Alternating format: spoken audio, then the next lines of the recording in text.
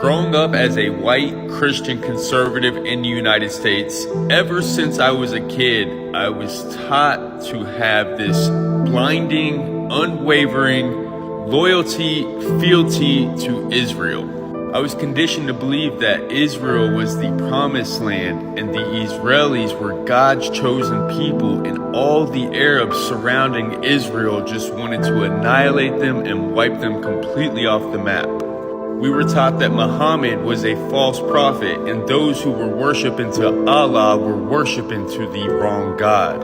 And we were taught that we were supposed to pledge allegiance to the United States, support the American military and their endeavors all across the world, but especially in the Middle East, and their support for Israel. We were supposed to back that no matter what. And to question anything would be un-American.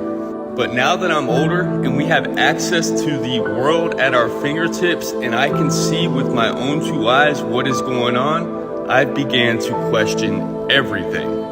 I realized that we bought the lie that Western media propagates to us. We bought the lie that the American church or the Western church propagates to us. I don't believe in the duality of the world. I don't believe that we are good, that America's good, that Christians are good, that Jewish people are good, and that Arabs and Muslims are bad and evil. We've always been taught that Arabs, Palestinians, Iraqis, Iranians, they're jihadists, they're terrorists, they're thugs, they're predators, they're savages. These are the words that we've always used to describe human beings. We are taught that Israel has the right to self-defense, that they are morally superior in this battle.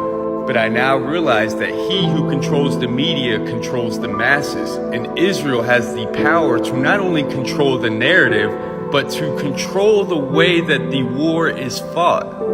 We are taught that this war started from a Hamas terrorist attack on October 7th, but in reality, this war started 75 years ago, with the start of the ethnic cleansing of the Palestinian people and the stealing of their land.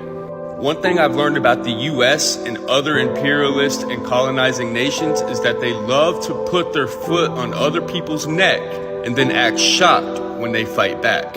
Any nation that tries to employ a system other than the United States capitalistic system, we will automatically cut them off, sanction them, put our foot on their neck, don't give them access to the US economy and the rest of the world, and then we will look at them and say, haha, look, they failed, that doesn't work, their system doesn't work.